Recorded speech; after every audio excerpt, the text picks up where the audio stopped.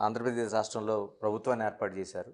జరిగిన ఎన్నికల్లో జరిగిన ఓటమి ఎలా చూడాల్సిన అవసరం ఉంది? అంటే 11 సీట్లకి పరిమితం అయిపోయిన ఆ పార్టీని చూస్తే ఓటమికి ప్రధాన కారణం ఏమనుకుంటున్నారు? అది జగన్ ఓటమా?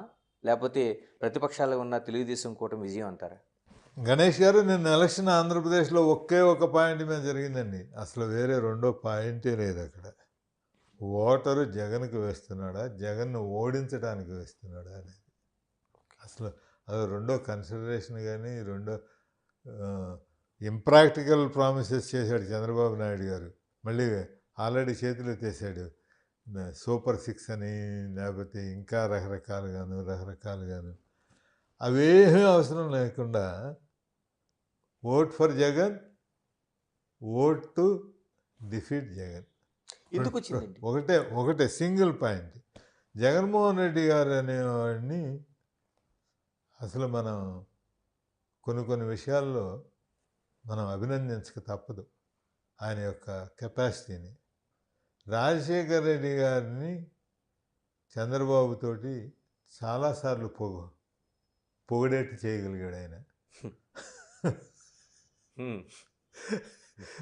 ఒకసారి కాదు, number of times, number of occasions, press కాన్ఫరెన్స్లో, పబ్లిక్ మీటింగ్లో, పార్టీ మీటింగ్లో రాజశేఖర రెడ్డి గారు ఎంత మంచివాడు అంటే ఈయన చూసిన తర్వాత ఆ మాట నేను అన్ను. ఆయన పొగుడు అది మీ అభిప్రాయం, మీరు ఎట్లాగానే చేసుకోండి.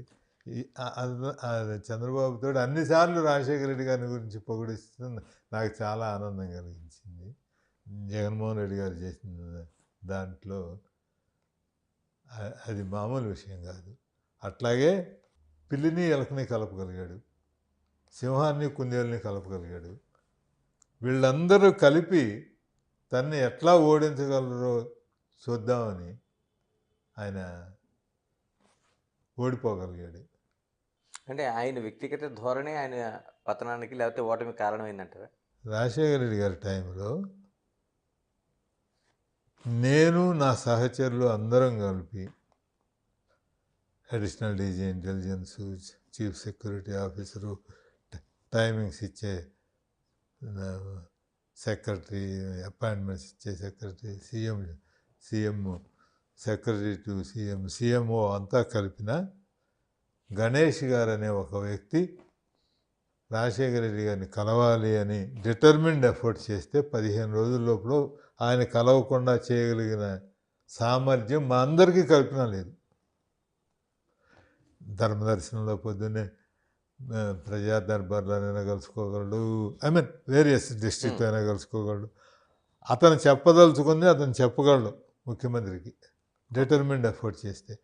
మేము అతని గురించి వ్యతిరేకంగా చెప్పచ్చు, ఈయన బ్రెయిన్ పాయిజన్ చేయొచ్చు, అతను మనకు వ్యతిరేకి అనేది మేము ప్రూవ్ చేయొచ్చు, చేయలేకపోవచ్చు. We may able to bias him, but కలవకుండా మరి చేయలేము. ఓకే. జగన్మోహన్ రెడ్డి గారిని మంత్రులందరూ కలిసిన, ఎంపీలందరూ కలిసిన, ఎమ్మెల్యేలు అందరూ కలిసిన ఒక మనిషికి ఆయనతో ఇంటర్వ్యూ ఇప్పించలేరు 15 రోజుల్లో. కొంతమంది ఎమ్మెల్యేలు అసలు ఆయన చూడని ఎమ్మెల్యేలు ఉన్నారంటే నేను ఆశ్చర్యపోయాను. ఆయన పార్టీ ఎమ్మెల్యేలు అంటే పర్సనల్గా, అసెంబ్లీలోనో వీటిలోనో కాదు, పర్సనల్ ఇంటర్వ్యూస్ అడిగి పొందలేని వాళ్ళు ఉన్నారు. అంటే మంత్రులు నెలల తరబడి కలవలేకపోయారు, సమయం కోసం వెయిట్ చేయాల్సి వస్తూ ఉండేది అని అంటే నేను నిజంగా ఆశ్చర్యపోయాను. మరి ఇవన్నీ బయట ప్రపంచానికి మనల్ని దూరం చేస్తే అనేది అది మరి ఆయనకి అర్థం కాకపోవటం ఆయన దురదృష్టం. అంటే వైఎస్ఆర్ పైన మీరు అవిభాజ్యమైన ప్రేమ చూపించారు. ఆయన